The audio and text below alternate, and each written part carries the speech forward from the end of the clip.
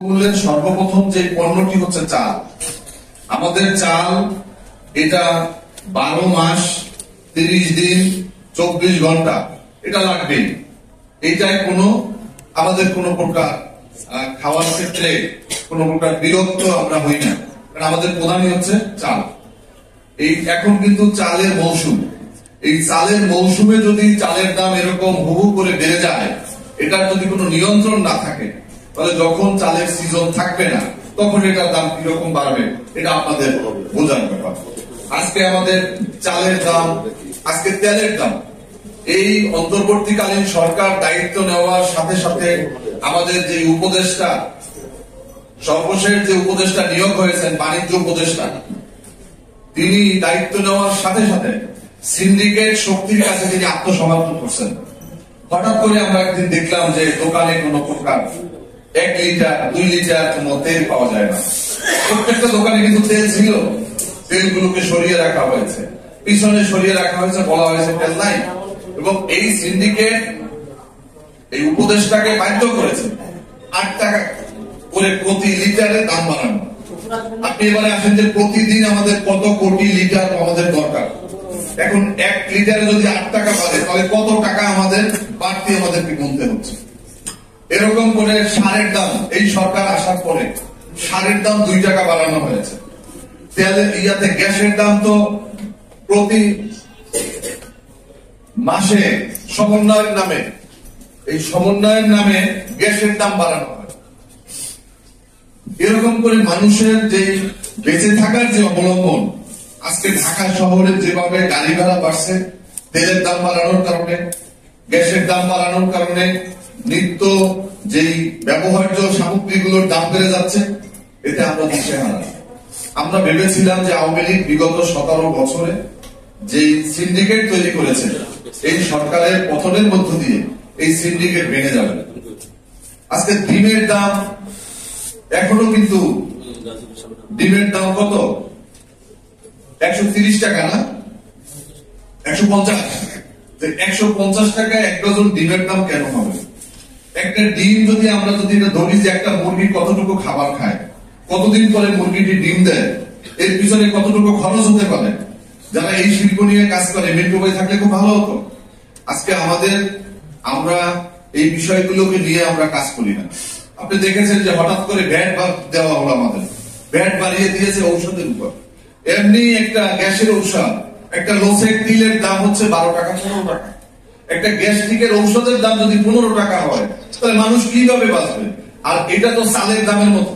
এটা চাল যেমন প্রত্যেকের দরকার, আর প্রাপ্তবয়স্ক ম্যাক্সিমাম লোকেরই কিন্তু এই গ্যাসের ঔষধ লাগে। এবং অন্যান্য যে ঔষধের দাম বাড়ানো হচ্ছে অযৌক্তিক ভাবে, এটা যে দেখবে আল্লাহ রহমতের আওয়ামী লীগের সময় কেউ ছিল না, এখনো কেউ নাই। যারা ক্ষমতায় আছে, তারা বিগত দিনে যারা ক্ষমতায় ছিলেন তাদের মতো করে তারা নিজেরা উপভোগ করছেন, ক্ষমতা উপভোগ করছেন তারা। আমরা ভেবেছিলাম যে সরকার অনেকগুলো কমিশন করতেছে। প্রথমে একটা কমিশন যেটা জনগণের দরকার, সেই কমিশনটা ছিল গিয়া দ্রব্যমূল্য নিয়ন্ত্রণ কমিশন। আমাদের এই নিয়ন্ত্রণ কমিশনের সাথে যে সমস্ত সংস্থা আছে, আপনারা জানেন ট্যারিফ কমিশন, তাদের কাজ হচ্ছে মূল্য বেঁধে দেওয়া। ট্যারিফ কমিশন কত দাম হতে পারে এটা তারা নির্ধারণ করে। ট্যারিফ কমিশন আছে বলে আমরা জানিও না অনেকে। ভোক্তা অধিকার, একটা ভোক্তা অধিদপ্তর আছে, সেখানে জনবল যেখানে দরকার 200, সেখানে আছে 12 জন। এই জায়গাগুলোতে কাজ করা দরকার ছিল। আমাদের সাধারণ মানুষের যেই জিনিসগুলো দরকার, এদেশের মানুষ কে ক্ষমতায় আসলো, কে ক্ষমতায় গেল, এটা অনেক মানুষেরই দরকার হয় না, কিন্তু তাদের খাওয়া দরকার, তাদের পড়া দরকার, তাদের বেঁচে থাকার দরকার, এবং এই চিন্তাটা করার জন্যই সরকার দরকার। কিন্তু এই সরকার পরিবর্তনের পাশাপাশি আমরা দেখেছি যে ডক্টর মোহাম্মদ ইউনূসের প্রতি এদেশের সাধারণ মানুষ আগে তাকে যাই বলতো না কেন, তাকে নিয়ে যে সমস্ত বক্তব্য আমরা অনেকে নিয়েছি, অনেক আলেম ওলামারা তার বিরুদ্ধে অনেক কথা বলেছেন, কিন্তু আজকে কিন্তু তারা এই কথাটা বলছেন না, জাতীয় স্বার্থে বলছেন না। যে ডক্টর মোহাম্মদ ইউনূসের মতো একজন ব্যক্তি, তিনি এই জাতির ক্রান্তিকালে দায়িত্ব নেওয়ার কারণে আমাদের কারি সাহেব বলছে যে আজকে জঙ্গিবাদ, এই জঙ্গিবাদের ধোঁয়া তুলে ভারত এখানে বিভিন্ন ধরনের আগ্রাসনের চেষ্টা করেছে, এটা আরো বড় আকারে করত। আপনারা দেখেছেন যে এই যে পশ্চিমবঙ্গ থেকে, সেখানে জাতিসংঘ থেকে সৈন্য মোতায়েনের কথা বলা হয়েছে।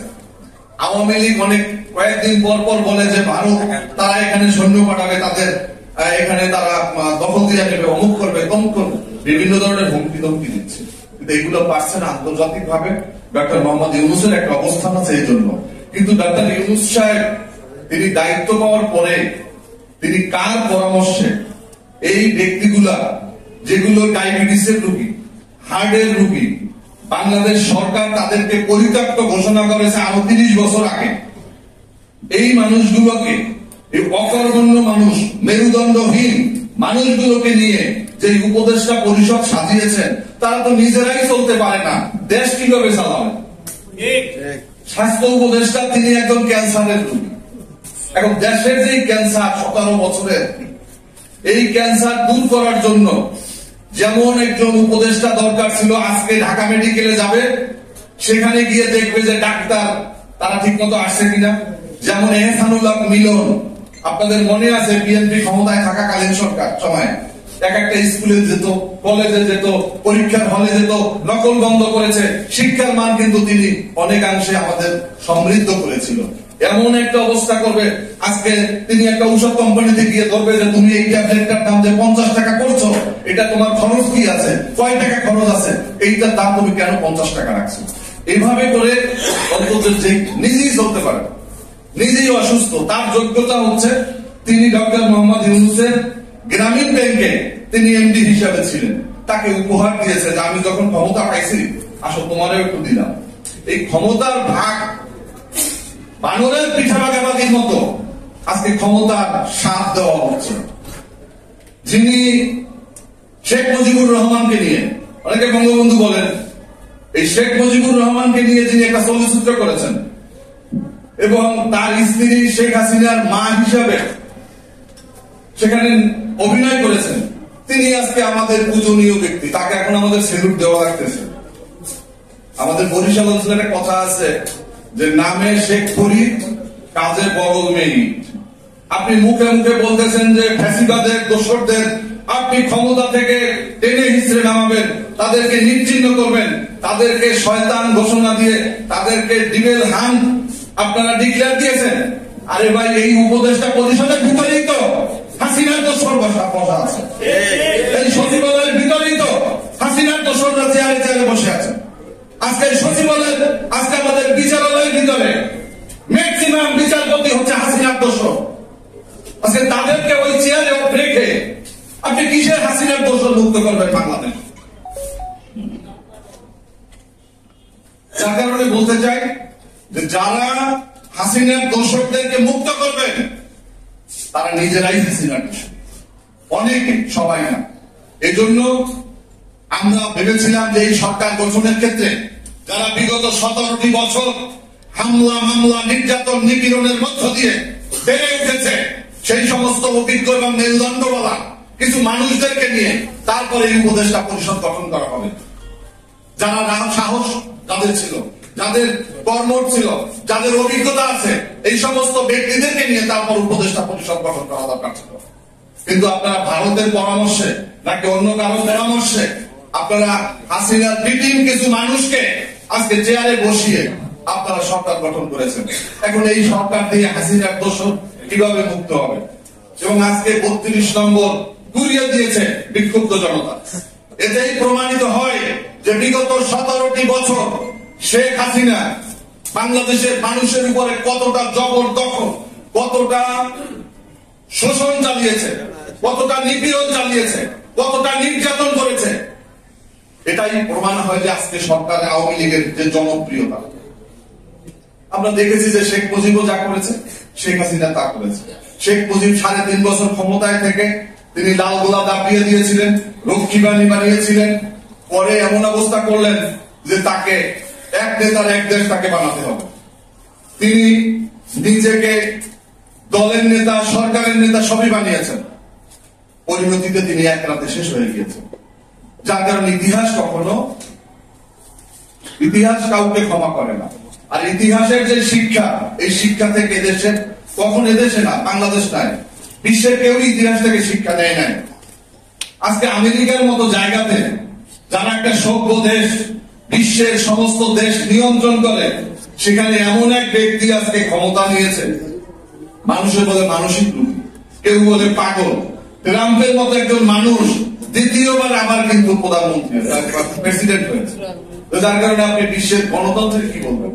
আজকে তিনি ক্ষমতা পাওয়ার পরেই তিনি আজকে গাজা দখল দেওয়ার কথা বলছেন, তিনি আজকে আগ্রাসন চালানোর কথা বলছেন, আজকে গাজা খালি করে দেওয়ার জন্য বলছেন, যে এই গাজাতে আজকে বছরের পর বছর, যুগের পর যুগ মানুষ স্বাধীনতার জন্য আজকে লড়াই সংগ্রাম করে যাচ্ছে।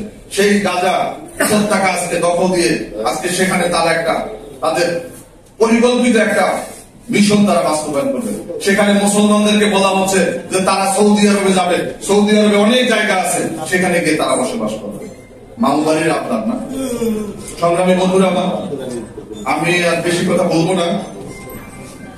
আজকে এই দ্রব্যমূল্য নিয়ন্ত্রণের জন্য সরকারকে একটা কমিশন করা দ্রুত উচিত, এবং এই কমিশনের সাথে যারা অভিজ্ঞ এবং যারা এই দ্রব্যমূল্য নিয়ন্ত্রণ নিয়ে যারা কাজ করে তাদেরকে নিয়ে কিভাবে এই দ্রব্যমূল্য নিয়ন্ত্রণ করা যায়, মানুষকে একটু স্বস্তি দেওয়া যায়। আমি মনে করি যে আজকে যে মূলা ফেলে দেওয়া হচ্ছে এটা যেন ফেলে দিতে না হয়। আমরা দেখেছি কাঁঠালের সময়, আবার কাঁঠাল রাখেই তো আপনারা শেখ হাসিনাকে জানতেন, আমি এবার কাঁঠালের ওয়াজ করে কি করবো। এই কাঁঠাল আমি দেখেছি চীনে, সেখানে একটা কোষ তারা এত সুন্দর করে তারা শুকিয়ে এমন প্যাকেটজাত করে এক একটা কাঁঠালের এক একটা কোষই বিক্রি হয় প্রায় মনে করেন $2 $3 তারা বিক্রি করে।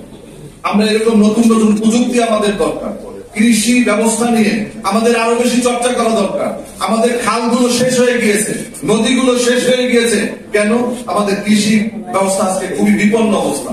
আমাদের শহীদ রাষ্ট্রপতি জিয়াউর রহমান তিনি প্রথমে ক্ষমতা নেওয়ার পরেই খাল কাটা শুরু করেছিলেন, আর এই উপদেষ্টারাও দায়িত্ব নেওয়ার পরেই আবার খাল কাটা শুরু করেছেন। ধন্যবাদ। কিন্তু জিয়াউর রহমান নিজে খাল কাটতে গিয়েছিলেন শরীরে কাদা মেখে, নিজে কোদাল দিয়ে কেটে তারপর খাল কাটতে গিয়েছিলেন। আর আপনারা গেছেন কিভাবে গেছেন?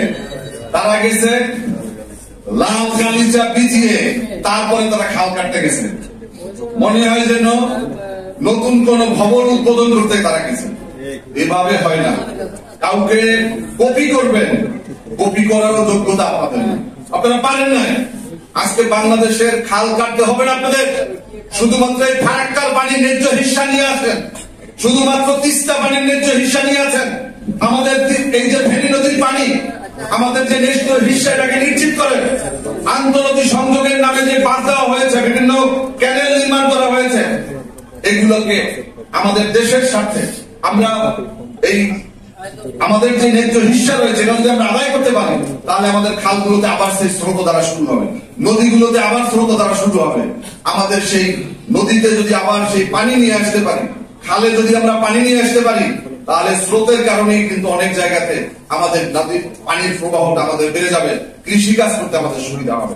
সংগ্রামী বন্ধুরা, আমাদের এই মূলাকে যদি শুট করে, আপনারা দেখছেন না যে পাশে পাশে আলু বিক্রি করে, আলু দিয়ে সুন্দর সুন্দর চিপস বানাইছে না? এই মূলাকে যদি আপনি যদি শুট করা যায়, এটাকে যদি শুকানো যায়, পানিটা যদি ফেলে দেওয়া যায়, এই মূলা দিয়ে অনেক বড় একটা শিল্প হতে পারে। আমি মূলা নিয়ে